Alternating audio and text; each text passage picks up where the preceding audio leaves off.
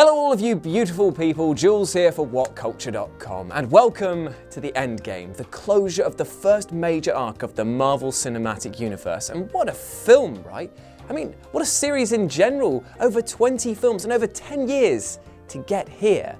It is clear that a ton of love, time and effort has been poured into this project, and while the film is setting box offices and minds ablaze with its huge action set pieces, it does mean that there's been a ton of scenes that for the most part have passed people by.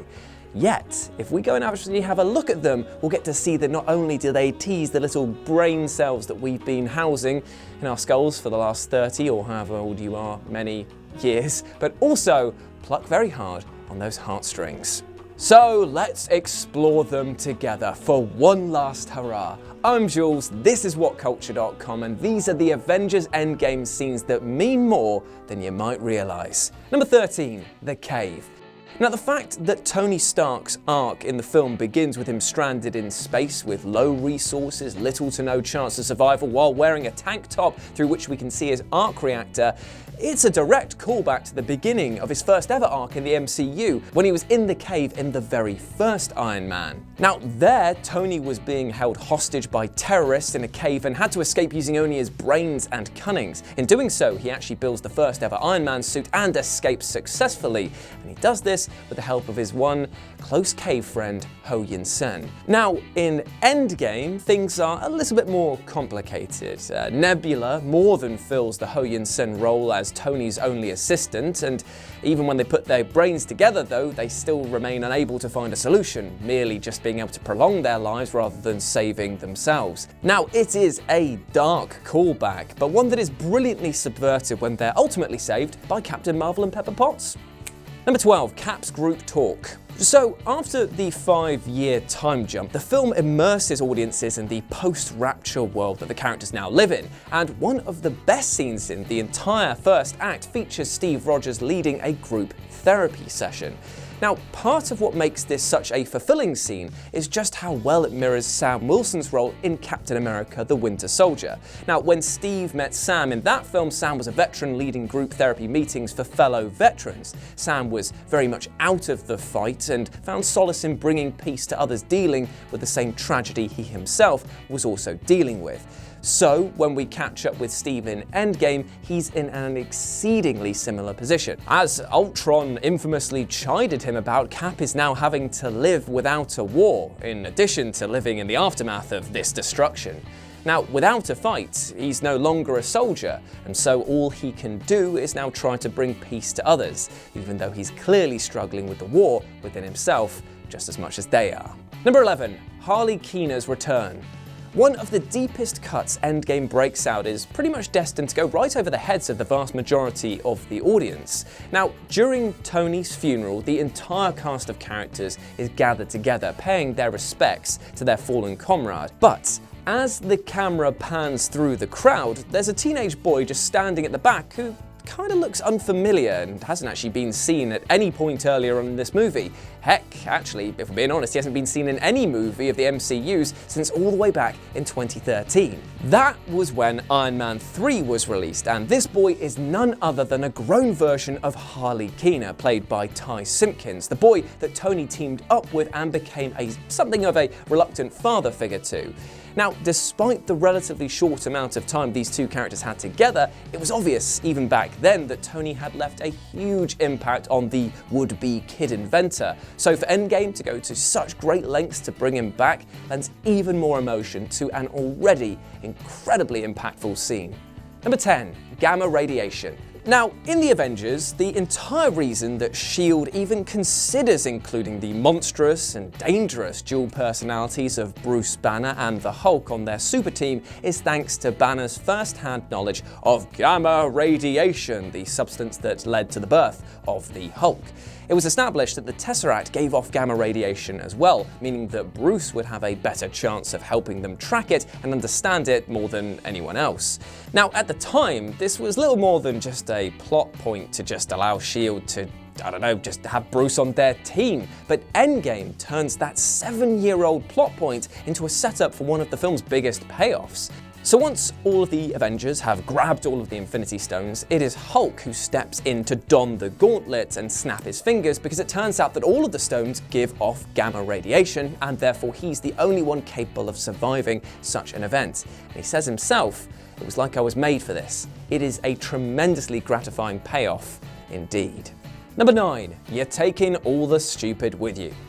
Now, just before he goes back into the quantum realm for one final trip to the past, Captain America shares a few select goodbyes with some of his closest friends. Now, among these is a goodbye with none other than Bucky Barnes, in which Cap says, "Don't do anything stupid while I'm gone," to which Bucky responds with, "How can I? You're taking all the stupid with you." Now, how adorable is that, right? I mean, well, it gets even better when you realise that it's almost word for word what they say to each other just before Bucky goes off to war. Now, the lines are reversed, but it provides a perfect example of how their roles might have changed within the arc, but that their friendship is just as strong. Ah, isn't that nice? Number 8, the elevator. This is, hands down, my favourite moment in the entire movie, and one that cleverly subverts expectations after a misleading setup. Now, as Cap enters an elevator complete with a large amount of sleeper Hydra agents and the excellent crossbones, it's thought that there's going to be another beatdown that's going to take place in a similar vein as that we witnessed in Winter Soldier. However, what makes this scene so delightful is when Cap leans into Senator Pierce and whispers, "Hail Hydra." Not only is this a callback to Senator Stern first whispering those words in Winter Soldier, but it's also wonderfully cheeky and an in-depth nod to the rather infamous moment that happened in comic books recently when Cap revealed that he was actually a Hydra agent by uttering those exact words. Number 7, on your left. In the third act of Endgame, after Iron Man and Thor have been pretty much trounced, Hawkeye is on the run from space dogs underneath the rubble of the Avengers facility, and the rest of the team is trapped within said rubble, and basically things are looking pretty grim for all our heroes. Yet suddenly we hear a familiar voice, "On your left," from none other than Sam Wilson, who is not only here to provide massive assistance with the rest of Earth's defenders, but also gives us a huge callback to the Winter Soldier with that line. Now, in that film, Sam and Steve first meet each other during their morning jogs in DC, where Sam becomes increasingly outraged by the fact that Steve is continuously lapping him and saying "on your left" as he does so. It becomes something of a running gag for that film and for the characters themselves, and Sam even later repeats it to Steve in the hospital as Steve wakes up. It's good. Very good. Number 6, proof that Tony Stark has a heart.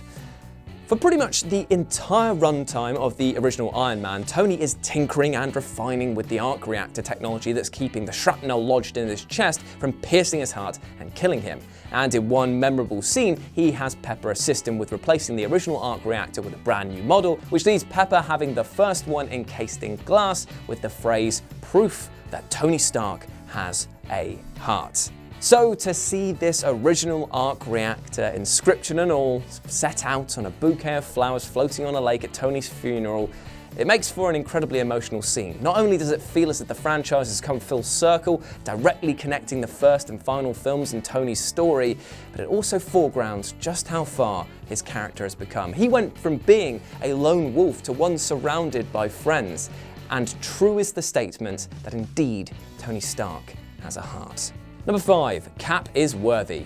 You are damn right he is. That is America's ass we are talking about. Seriously though, was there a single person still in their seats when it was revealed that Cap could indeed wield Mjolnir at the end of Endgame? I mean, this is a joke that's been gestating since 2015, where in Age of Ultron every single one of the Avengers tried to lift their hammer, and Cap being the only member who makes it budge even slightly. And during the third act of Endgame, in the battle with Thanos, Thor drops his hammer and is getting beaten to a pulp when out of nowhere Mjolnir comes flying back and hits Thanos.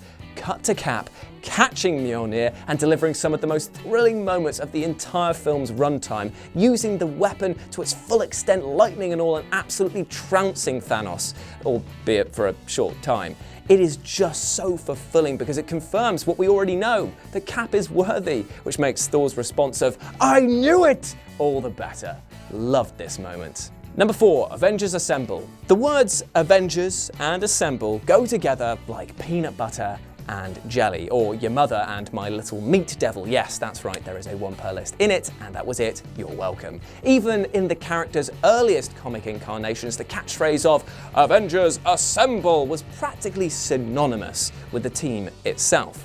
So from the moment that the MCU began, fans were waiting with bated breath to see when, who, how, and why the line would be said. The first Avengers film came out, and no one says it. Age of Ultron teased us with the prospect, with Cap about to saying it just before it cut to black and he was able to finish delivering the line. But now, Endgame has made that wait entirely worth it, as it pays off over a decade worth of setup and patience in stunning fashion. Once all of the formerly dusted Avengers have returned and take to the battlefield, staring down the armies of Thanos and preparing to charge, the camera swooshes across the front line, closing in on Captain America as he finally shouts, Avengers Assemble. Now, recontextualizing that line and using it at such a pivotal moment is a brilliant stroke, and one that was easily worth the wait. Number 3, I Am Iron Man. When Tony first closed the original Iron Man film by throwing caution to the wind and announcing that he was, in fact, Iron Man, the whole superhero genre was thrown upside down. I mean, up until this point, it was a medium that revolved around the fact that heroes disguised who they are, so to have Tony Boney throwing up the hands was utterly mental.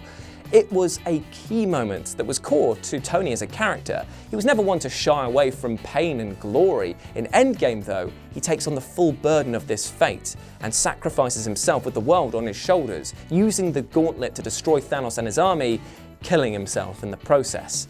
Now, if you remember, Thanos snaps his fingers and says, I am inevitable. In response, before Tony snaps his fingers, he says, I am, and then pauses for a moment and finishes with Iron Man. But it's not like a gloat or a victorious cry. It's the final words of a man who knows, as Pepper Potts had said earlier on in the film, that he'd never be able to rest without finishing the job himself. It is a great moment, and one entirely befitting of his character and his final act of heroism.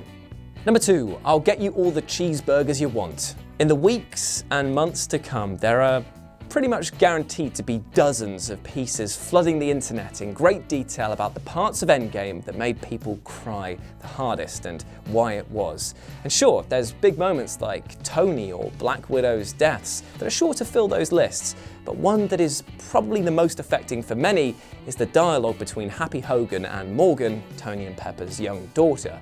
Now, Happy asks her what she wants to eat, and she answers cheeseburgers, and Happy gets all emotional and said, your dad liked cheeseburgers, I'll get you all the cheeseburgers you want. This is a recreation of the conversation in the first Iron Man just after Tony gets back from the cave, where he tells Happy that he'd like a cheeseburger for his first meal back, and Happy responds with, I'll get you all the cheeseburgers you want, out of the sheer joy of having Tony back. But here, Tony isn't coming back. He's gone forever, and you can see this dawn on Happy's face as this interaction plays out. Very sad. And number 1, one last dance that lasts a lifetime. In a delightfully unexpected turn of events, the Russos go about as minimalist and as intimate as possible for the final shots of Endgame. And the final frame isn't of the team, it's not of some wide, spanning landscape, it's not even of the Avengers facility being rebuilt. Instead, it's of Steve Rogers and Peggy Carter sharing a kiss. Now, after going back into the quantum realm one last time at the end of the film, Steve bypasses his window to return and lives his life with Peggy. It is an emotional payoff that was put in motion all the way back in 2011, where Cap promised Peggy a date before crashing his plane into the ice while saving the world. Now, after having seen the effects old age had on Peggy in Winter Soldier and her subsequent funeral in Civil War, audiences experienced Steve's loss and pain alongside of him. And he even said that his biggest regret was missing out on the happiness that she could have given him. Well, here, after all these years, we finally get some closure. And you know what? It's utterly beautiful. It's the final shot of the first arc, and you couldn't have done it better. Great job. And there we go, those were the Avengers Endgame scenes that you might not have realised are actually really important. But you know what, before I go, I want to talk about something else that is really important, and that is you at home watching this. Whatever you're getting up to, whatever you're doing in life, I hope you're well and treating yourself as fairly as you possibly can, both physically and mentally. And you know what, if you're struggling with stuff, ask for help. Trust me, people care more than you might realise. So yes, if you want to chat more about this or anything else, then you can follow me at RetroJ with a 0 over on Twitter. And as always, I have been Jules, you have been awesome, and I'll speak to you soon. Bye!